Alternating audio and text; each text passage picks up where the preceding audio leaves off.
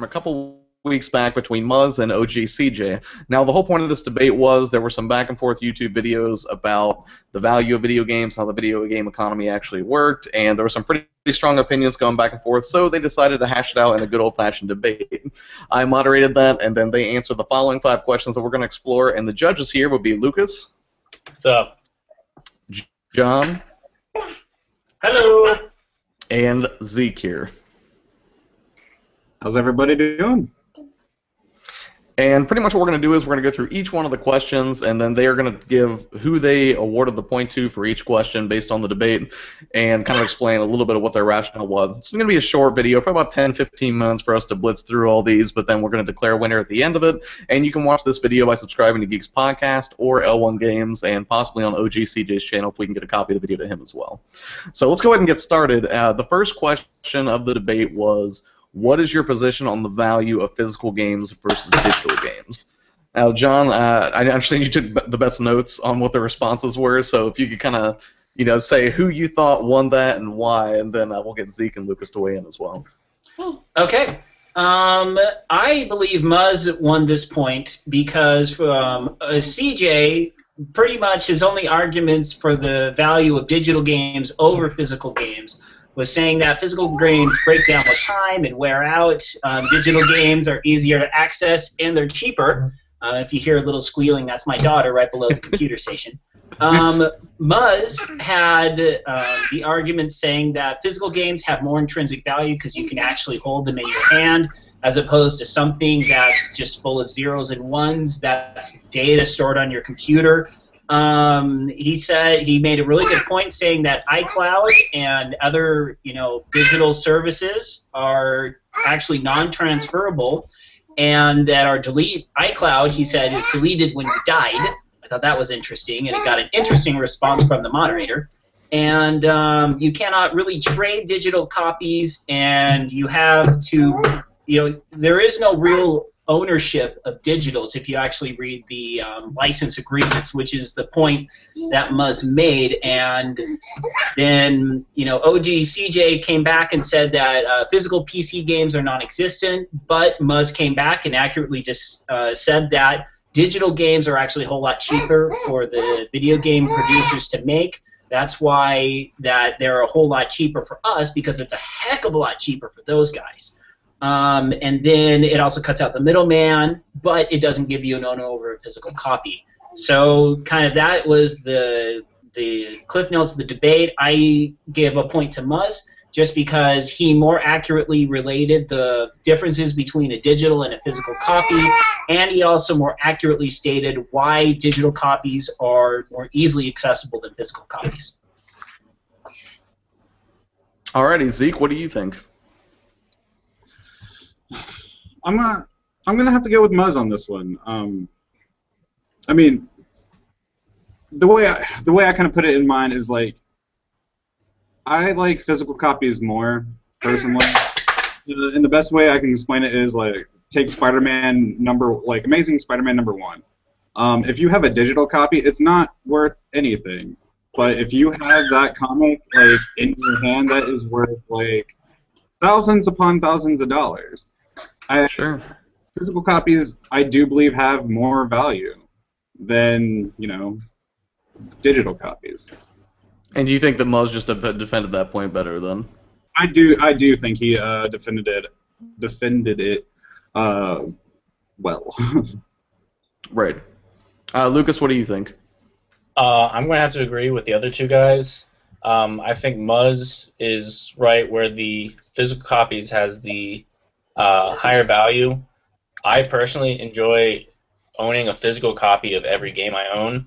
I'm someone who needs to have that physical copy to have. It has more value. You can trade it. You can sell it to get something else of value that you want or need. Like John said, he basically covered a lot of points that made that argument seem pretty solid to me. Alrighty. Well, let's go ahead and move on to the second one. It looks like Muzz swiftly took that round. Second question was, what impacts do you feel collectors have on the video game economy? John? Okay, just going over the points that were said. Muzz said that the buyers determine where the market goes. Collectors only have a small impact on the market. Not everyone who buys a game or who owns a game intends on keeping them forever. The collective market dictates what the market value is of an item. He used the Panzer Dragon Saga as a big example. I've never heard of that game. I guess I better look up on it. One of the big points he made was people who are collectors, they buy items in hopes of being able to sell it later for a higher value, and most collectors end up taking a lot better care of their products. OGCJ said that the collectors have a larger impact on the markets, and he cites retro gaming as an example by trying to state that the sellers on places like Amazon and eBay, they are high because the person who puts it on the sale makes the price. But unfortunately, he is horrendously wrong here, especially with eBay, where it's a bidding site. Like, I'll give you my best example. Suikoden 2 was a game that was released 1 week before Final Fantasy VII. It is often heralded as a game that is actually much better than Final Fantasy VII. In my opinion, that's the same. That's kind of what I think as well. But because it was released before Final Fantasy VII, nobody ever heard about it. Because Final Fantasy VII ate up a lot more of the advertisers, of the market, things of that nature. So Suikoden 2 was just kind of a dark horse. But the more people have played it since its release, it has gained immense popularity, where a copy of it can easily go for $120 to $200 on eBay. Now, if I were to put a copy of Suikoden 2 on for $5,000, nobody buys it because that's not what the actual market value is. The market value, as Muzz correctly explained it, is the price someone is willing to pay for an item, not what the price is that someone's willing to sell an item at. Let's see here, anything else? And he said, CJ said that collectors make people get ROMs because the games are not on the market. A lot of games are on the market. They are just a lot more expensive, but we will get into a later question. So I give my point to Muzz because he accurately, as a game store owner himself, can describe the process of buying and selling games, the role collectors have within the games, and he shot down every single item that CJ brought up. Alrighty. Zeke?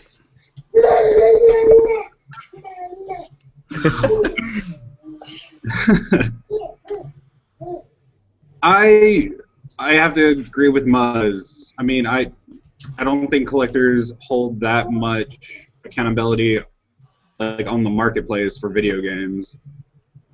I mean, you brought up the eBay thing. Like, yeah, if somebody wants to sell retro games, like it's a bidding site. It's not like this game will cost this much and I have to put it for that price. It's no, it's whoever wants it the most. So I think OG's views on that were wrong. All right, Lucas? I'm going to have to go with Muzz a little bit more. I do agree that with CJ, when games or new collector items initially come out, it is the collectors that initially buy them, and they have a small influence on how much they can sell them for. Although people do dictate how much they are willing to spend for those items. I do think collectors have a small influence on the initial market, but overall I believe it is the general population. So I'm going to have to go with Muzz mostly on this. Alrighty. Well, alright, so round 2 also goes to Muzz unanimously. Question 3, what do you feel are the most prominent factors that determine supply and demand in the video game economy? John? Okay, this was, I'm going to give my point to Muzz as well because he actually answered the question. CJ attempted to answer the question in saying that supply and demand is up in the air. Consumers have the most say in terms of supply and demand, and that collectors make prices expensive for no reason.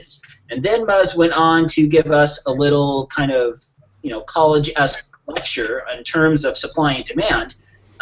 His big example he cited was the console launch of the PS2, to where you can buy it in stores for a couple $100, whereas I actually remember having friends buying PlayStation 2s in the store, actually pre-ordering 3 or 4 of them, and then turning around on eBay and selling them for at least $1,000 each. So that shows that the supply and demand, the supply was there for all who pre-ordered it, but yet the demand was so high that people were willing to pay thousands and thousands of dollars for a system that is now worth, what, 20, 30 bucks maybe if you get a shiny one.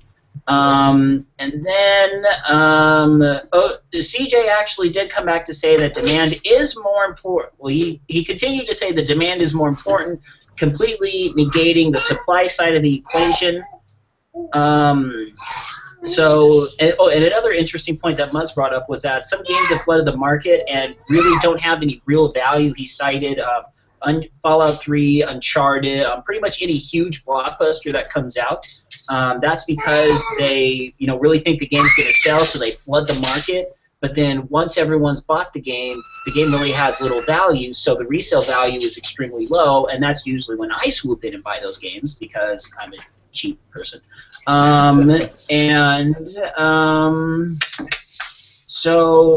one of the things is Muzz stated consumers dictate prices based on supply available.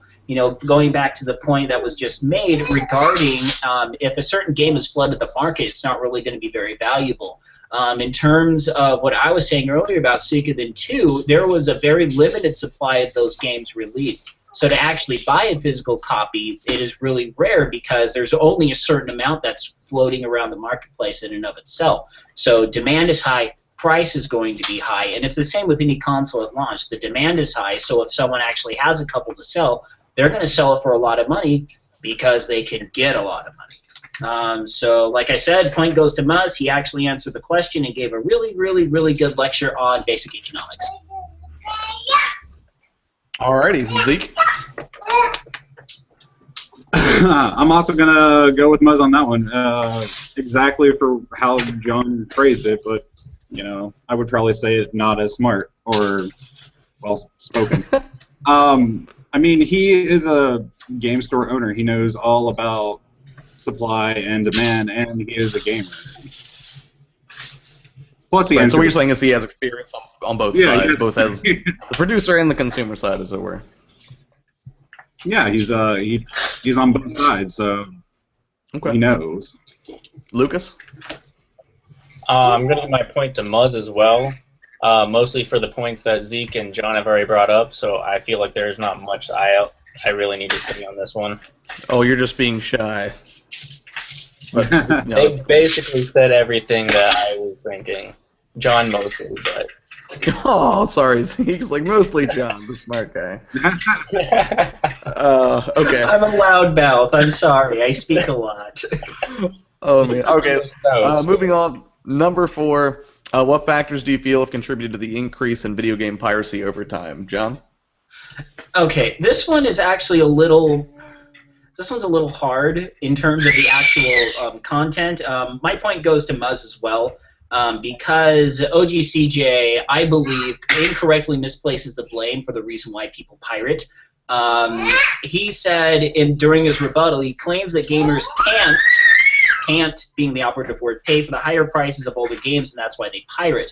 No, it's not because they can't, it's because they won't. The reason why I chose to pirate Suikoden 2, I'm sorry if I'm going to get in trouble here, off of an emulator is because I won't spend $200+ for a video game.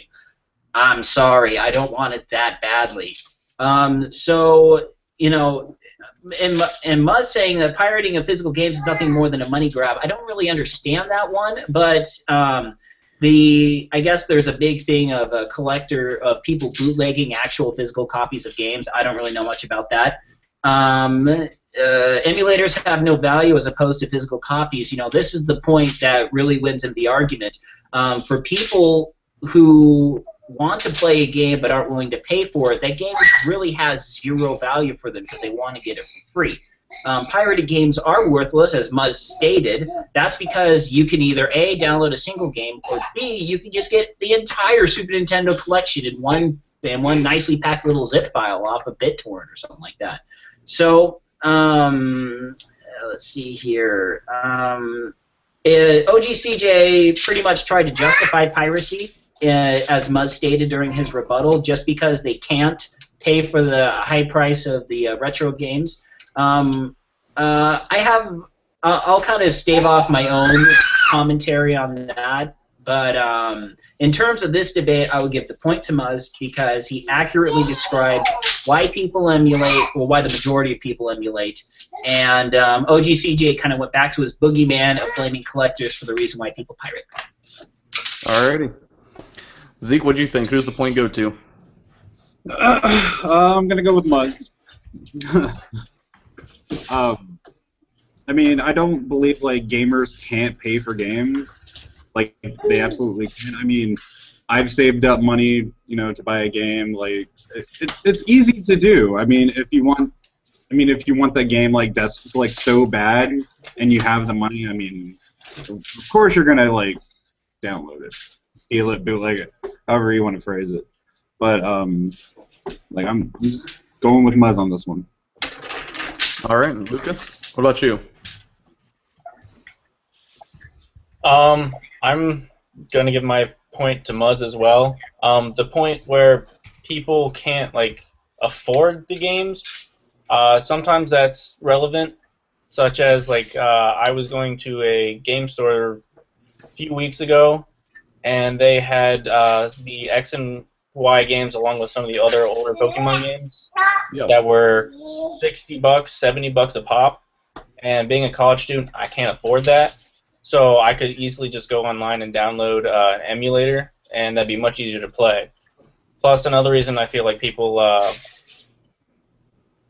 download the games or pirate the games is because you can now like add mods to them, so you can alter the game, make it how you want to play it, alter it to however you want, create new scenarios, new quests, new characters, basically make it your game. So those are some other factors. I don't think it's that the people can't afford them always. It's just that they want to change the game or they don't want to pay, like Farrell and Zeke said. Okay. Now, the fifth question, I don't know if this even makes sense to award points on, because if I recall, they were in almost complete agreement. But if you guys want to talk about it for a second, that fifth question was, what measures, if any, do you feel should be put in place to ensure the accessibility of games with a low physical production? I think I'd have to also give my point to Muzz, just because he actually made better suggestions than OGCJ did. OGCJ pretty much, the majority of his one was downloading the games through emulators, and he also kind of as an afterthought said digital may possibly also be a good option. Whereas Muzz actually said that he gave the reason why companies don't produce tons of copies of each game, where he said that printing more games simply is not the answer. If every company printed millions of copies, all the companies would go bankrupt. That actually makes a ton of sense, because whereas there's a lot of copies, you know, and it also drives the value of a certain game down, just as we've discussed earlier in this podcast.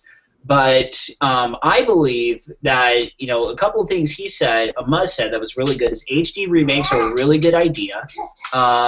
Collectors who preserve history will always give us an opportunity to own older games. Yes, you'll be paying more for it, but yet those older games will still be in circulation.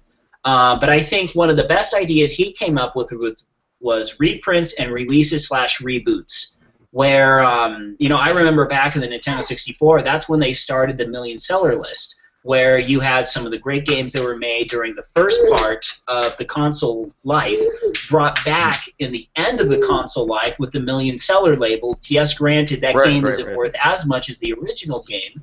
But then when it's come to the later iterations, like there's still, I have never found a million seller game of Brawl on the Wii, which could have easily, definitely sold more than 1 million copies. So, you know, why Nintendo doesn't continue that tradition? They did with a couple games, but they didn't do it with the games that were really selling great, like Super Mario, like a Mario Kart Wii and also with Super Smash Bros. Brawl. But yet, all the other consoles, they've attempted to do this, but unfortunately, they still don't really capture the kind of magic of re-releasing games.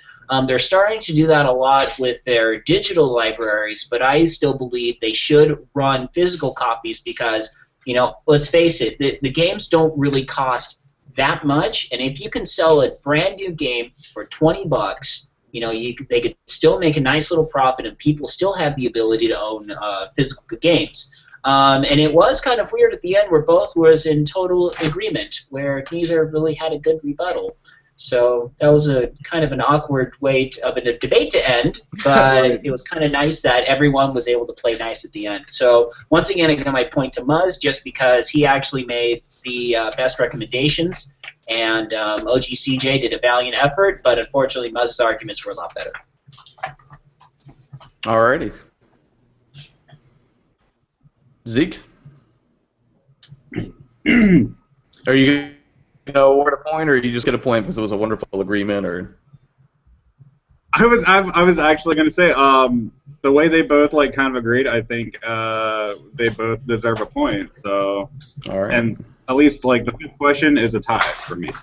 Yeah. I mean, I don't know what else you could say really. Lucas? I'm just gonna first say that John's making us look bad. Yeah. Thanks, John. Sorry, and you're welcome. I was going to pull a Zeke, but now that Zeke has pulled the Zeke, I'm just going to give my point to Muzz just to see what happens. That's it? Well, I mean, at this point, it's pretty overwhelming that, everybody... I just want to watch the world burn. I do. You do have a jokerish kind of grin, sir. It's terrifying. All right, so... Based on all 5 of those questions, and despite the fact they were basically in agreement, CJ still walked away with 1 point from question 5, and then the remaining, 14 points went to Muzz. So, I mean, I think it's pretty clear Muzz that... still got 15 points, and Zeke gave them both a point. Oh, yeah, actually, yeah, you're right. So, Muzz still managed to pull 15 points out of that. And that's the thing. Clearly, this is a very loose debate where none of us are skilled in, the art of debate, but we tried to be as objective as we could. Lucas, John, and Zeke all took time out of their day to watch the full debate, make notes, and decide who they thought made the stronger argument for their position. So, anyways, thank you guys so much for taking the time to do that and be on here with us. No problem. I thought someone said "You're welcome." Thanks for Everyone's having just me. seething angry, thanks for making me watch this. But no, so everybody, thank you so much for watching. You can catch the original video again on Geeks Podcast and also on the L1 Games channel. I believe it's also on OGCJ's channel as well. It looks like Muzz won this debate, and it would actually be pretty fun to see him do another debate in the future with OGCJ or anybody really. It's kind of a cool use of the Google Hangout format to to have a debate and then have people judge it independently and then declare a winner. So congratulations to Muzz on winning this debate. OGCJ, maybe next time. Thanks everybody for watching. Don't forget to subscribe, and we will see you next time. Later.